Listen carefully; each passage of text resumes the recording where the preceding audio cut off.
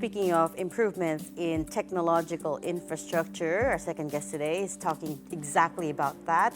We've got Lito Villanueva, who's the founding chairman, I should say, of the Fintech Alliance PH, and also the Chief Innovation Officer and Executive Vice President for RCBC. Yes. You have a lot of hats on, but today we are talking about the Manila Tech Summit, Yes. which is going to be huge, and it's already happening in August. Tell us about it. Yes, thank you so much, Regina, for having me here. And of course, the good news is that we are having this year's edition of the Manila Tech Summit with the theme Forging New Global Order, Risks and Opportunities Redefined. And we're expecting about 1,000 to 2,000 Wow. participants. And From around the world. From around the world. And the good thing there is that we're being supported by 10 foreign missions for this particular event. What's so special about this? Why is it growing? It seems to be growing bigger every year. Yes, in fact, last year, and definitely you were there last year, we were only expecting about 300 participants and 1,500 showed up. Oh, wow. So I think that's an indication of the, the well-curated content and how edgy and thought-provoking the agenda was. And I think that has been the highlight of this year's event. But Manila is not exactly known as a technological Yes. hub. What is driving all this interest our way? What do you think it is about the Philippines that, how are we positioned in terms of, for instance, the AI arms race, right? What are the opportunities there? Yes, I think the Philippines is really poised to become a digital hotspot, in the region, given the fact that, of course, our population, we have a very young population, at median age of about 24 years old, and a tech-savvy country, right? So, and I think we just have to leverage that particular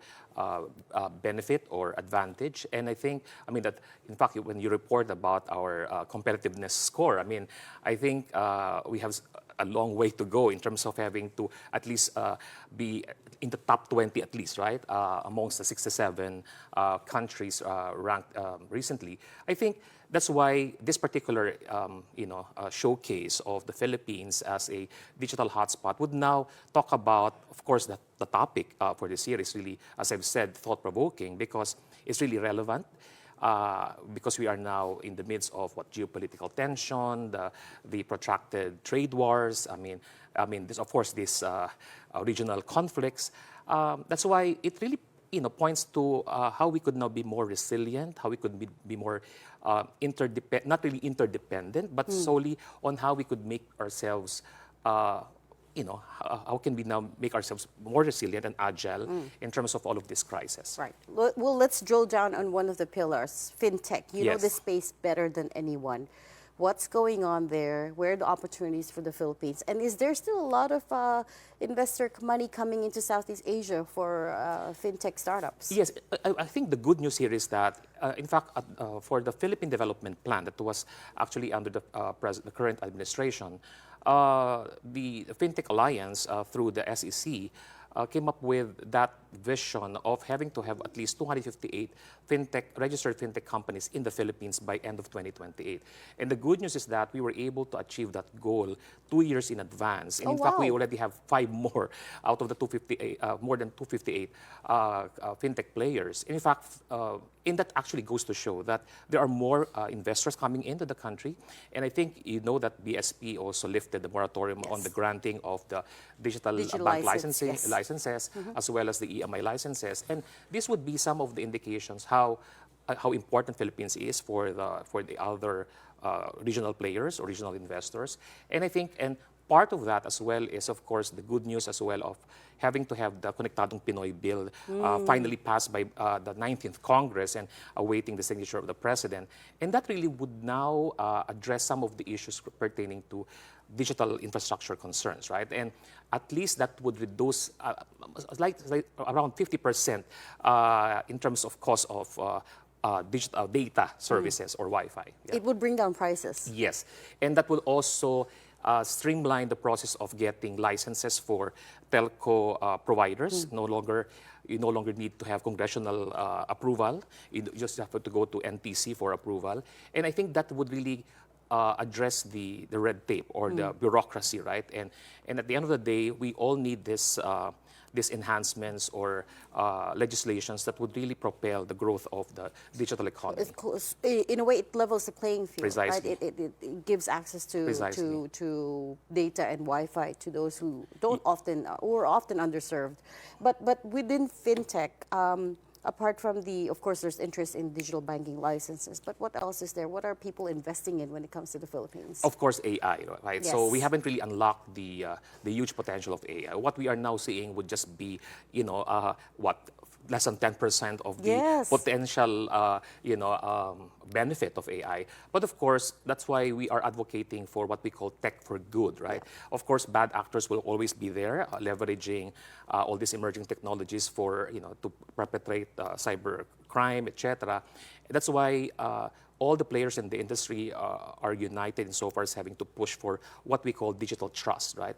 Because that is the only commodity that we are really, making it really sacred, right? And making sure that the consumers are really protected and would really be enticed to make use of digital platforms, right? So I think that's why for Fintech Alliance, we have now grown to over 130 corporate members and collectively driving more than 95% of retail fintech or digital financial transaction volume in the Philippines today.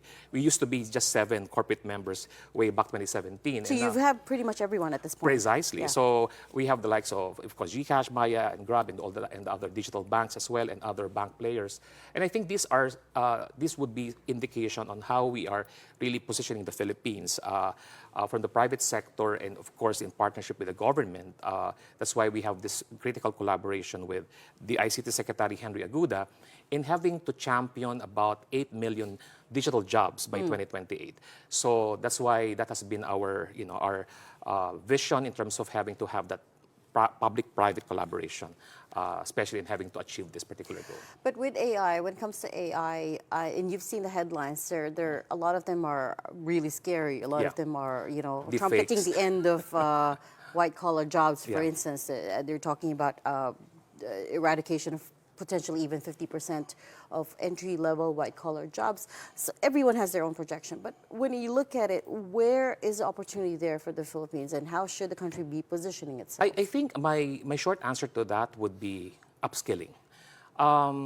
Filipinos are so adaptive to a lot of things, right? And as I've said, we have a very young population and a very digital savvy nation.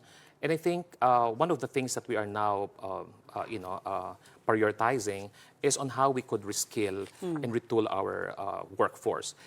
It's not just from transitioning from a task-based jobs to values, high-valued jobs, right? I mean, like AI-enabled jobs that would really propel them to higher positions or growth in their professional lives. More value add along the process. Precisely. And there are so much opportunities out there. And just very quickly, Lito, when exactly is the Manila Tech Summit happening? And to those who want to attend, where should they go?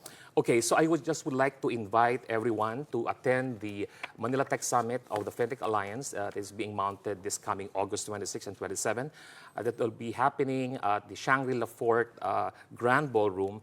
And we would be expecting, of course, lots of experts and professionals who would be sharing their ideas and best practices coming from at least 20 countries. You can buy tickets online? You can buy tickets. Just visit fintechalliance.ph. Fantastic. We will leave that there. Thank you so much for joining us this morning. That was Fintech Alliance PH Founding Chair and RCBC Executive Vice President Lito Villanueva.